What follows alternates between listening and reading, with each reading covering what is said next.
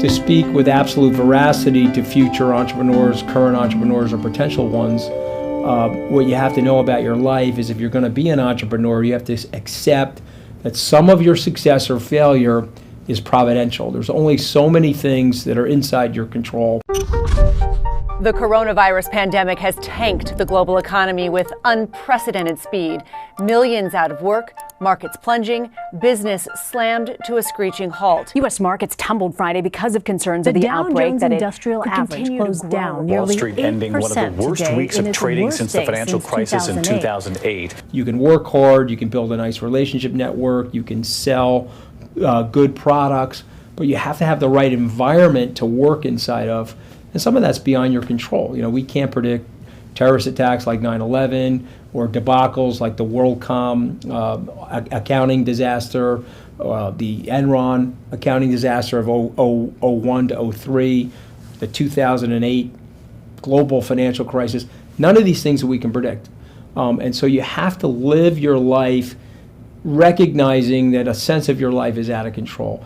That's hard for the average person, but that's par for the course for the entrepreneur.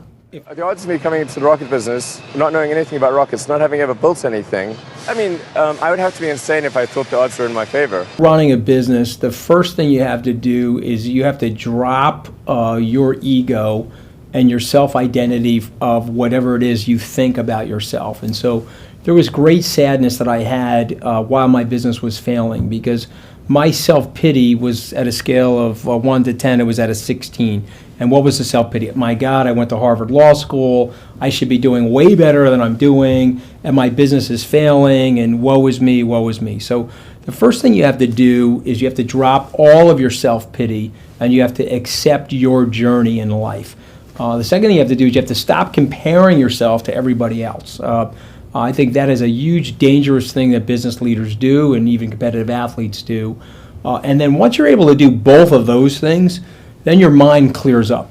And once your mind clears up and you start to accept that there are so many things about the next forward steps of your life that are uncertain, no matter what you do, no matter how brilliant you are, you could still fail, and you're comfortable with that, then you finally have made it as an entrepreneur. Because at the end of the day, Steve Jobs has had his set of failures.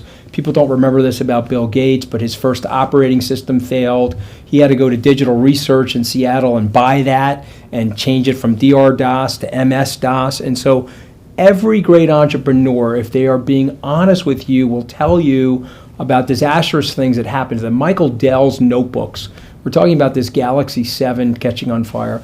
In 1993, Michael Dell's notebooks were catching on fire, bursting into flames, and his stock went from 41 to 7, and he had to recreate the entire business right there. And so every entrepreneur will tell you when they're going through crisis, number one, clear your mind, accept whatever the possible outcome will be, and then the steps that you have to take are non-fear-based.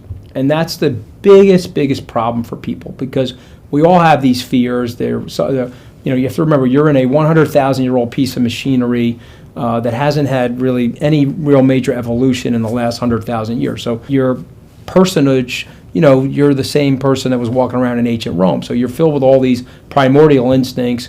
You've got to dial down your fear-based instincts, and you got to focus on being aggressive in a time of crisis. Because if you don't do that, you have a very high likelihood of failure. You have to say to yourself, what is the worst that could possibly happen? And then, can I live with what is the worst that could possibly happen? I've got buddies of mine I graduated from law school with. They went on to investment banking. And the worst thing that could have ever happened to them is any scintilla of failure. Any scintilla of failure. And so, therefore, they're not going to take any risk, and they're going to stay in this little bubble of what I would call the establishment complacency. And I've got friends of mine that are like, okay, I'm going to try this thing. They failed 2 or 3 times in different businesses, and now they're very successful. And so you have to ask yourself self-diagnostically, what is the worst thing that could possibly happen, and can I live with the worst thing that could possibly happen? I'm comfortable walking into the cocktail party and saying, yes, I am a middle-aged has-been. I happen to suck as an entrepreneur. I'm also comfortable walking into the party saying that, you know what, I tried my hardest, and for me it was the journey It was way more important to me than the destination or the status related to whatever the positive outcome is. You've got to have a thick skin, and you have to steel yourself for whatever is going to be out there that could be potentially against you. And so for me, those are two big lessons I share with people. Drop the elitism.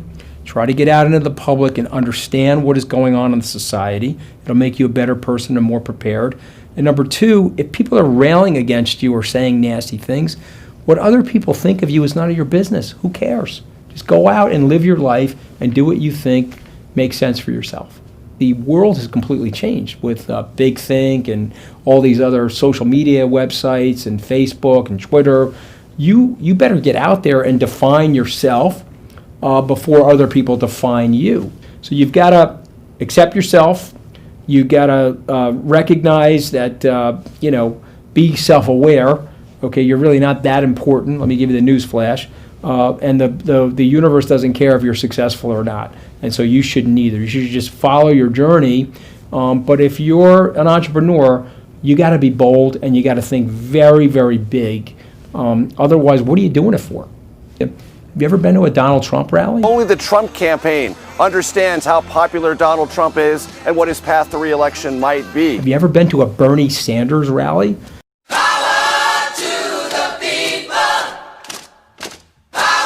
Let me tell you something, we can sit in a salon like this and we can self-talk to each other and we can insulate ourselves with what we think are the right ideas or the best ideas, but the average person is hurting out there. And so they're looking for something more disruptive or something more change-oriented. So if you are a media personality or you're a CEO and people are telling you have to be more of a media personality, you better be authentic. Get smarter faster with new videos every week from the world's biggest thinkers.